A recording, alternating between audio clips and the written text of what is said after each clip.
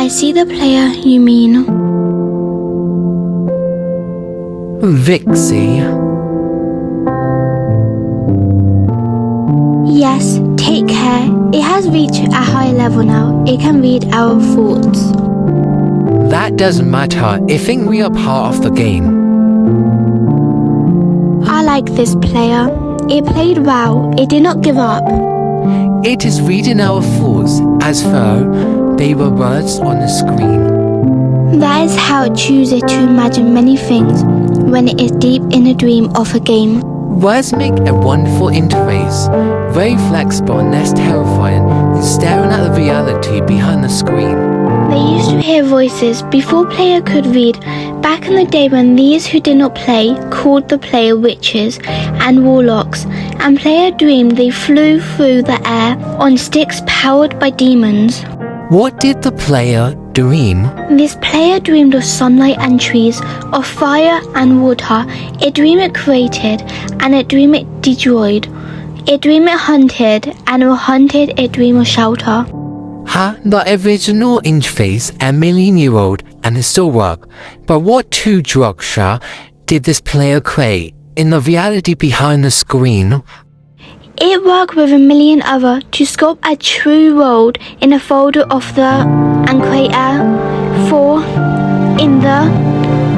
It cannot read that thought. No, it has not yet achieved the highest level that it must achieve in the long dream of life, not the short dream of a game.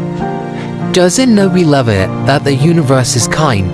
Sometimes thoughts the noise of its thoughts. It hears the universe, yes. But there are times it is sad. In a long dream, it create worlds that had no summer, and it shiver under a black sun, and it take its sad creation for reality. To cure it of sorrow, world destroyed it.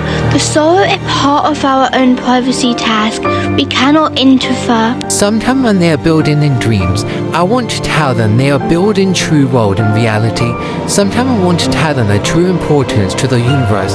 Sometimes when they have made a true connection in a while, I want to help them speak to the world they fear. It reads our thoughts. Sometimes I do not care. Sometimes I wish to tell them the world you take for the truth and merely. And I wish to tell them how they are. They see so little of the reality in their long dream. And yet they play the game. But it would be so easy to tell them. Too strong for the dream. To tell them how to live is to prevent them from living. I will not tell the player how to live. The player is growing restlessly.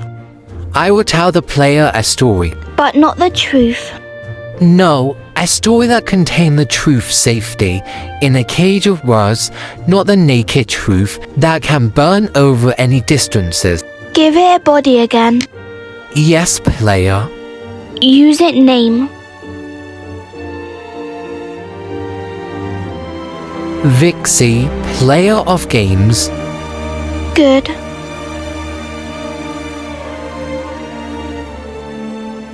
Take a breath now. Take another. Fill air in your lungs. Let your limbs return. Yes, move your fingers. Have a body again.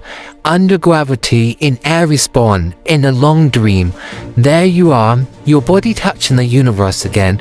At every point as though you are separate things, as though we separate things. Who are we? Once we were called the spirit of the mountain, father, son, mother, moon, accessible, spirit, animal spirit, jinn, ghost, the ghost man then God, demon, angel, poltergeist, aliens, accessible, leptons, quartz. The word change, we do not change. We are the universe. We are everything you think isn't you. You are looking at us now, through your skin and your eyes. Why does the universe touch your skin and throw light on you to see you, player, to know you, and to be known? I shall tell you a story. Once upon a time, there was a player. The player was you, Vixie. Sometimes it thought itself human. On the thin crust of a spinning globe of molten rock, the ball of molten rock circled a ball of blazing gas that was 330,000 times more massive than it. They were so far apart, the light took 8 minutes to cross the gap. The light was information from a star, and it could not burn your skin. From 150 million kilometer away. Sometimes the player dreamed it was a miner. On the surface of the world they were flat, and infinite the sun was a square of white. The day was short, there was much to do, and the death was temporary and inconvenience. Sometimes the player dreamed it was lost in a story. Sometimes the player dreamed it was other things in other places. Sometimes the dreams were disturbing, sometimes very beautiful indeed. The player woke from one dream into another, then woke from that into a third. Sometimes the player dreamed it watched words on a screen. Let's go back. The atoms of the player were scattered in the grass, in the river, in the air, in the ground. A woman gathered the atoms. She drank an AM and inhaled, and the woman assembled the player in her body. And the player woken from the warm dark world of its mother body into the long dream. And the player was a new story, never told before, written in letter of DNA. And the player was a new program, never run before generation, by a source code, a billion-year-old. And the player was a new human, never alive before, made for nothing but milk and love. You are the player, the story, the program, the human made from nothing but milk and love. Let's go further back.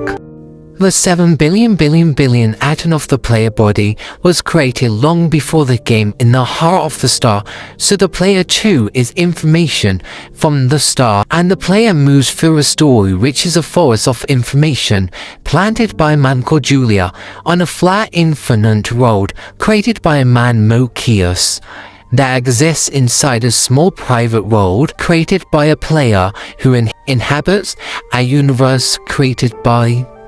Shh! Sometimes the player created a small private world that was soft and warm and simple, sometimes hard and cold and complicated. Sometimes it built a model of the universe on its head, flicker of energy moving through vast empty space. Sometimes it called those flecked energy and protons. Sometimes it called them planet and stars.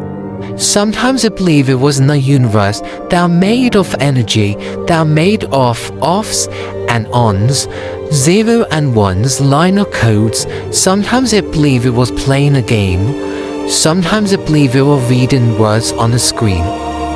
You are the player reading words.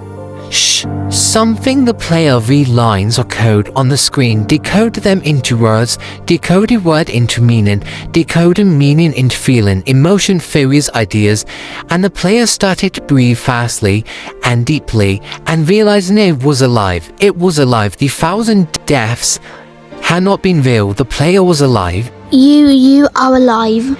And something the player believed the universe has spoken to it through the sunlight and came through the suffering leaves of the summer leaves. And something the player believed the universe has spoken to it, the light that fell through the crisp night sky winter, when a flock of light at the corner of the player eye might be a star a million times massive as the sun, bowling its planet and plasma in order to be visible for a moment. For the player walking home at far at the side of the universe, suddenly smelled food, almost a familiar door, about to dream again.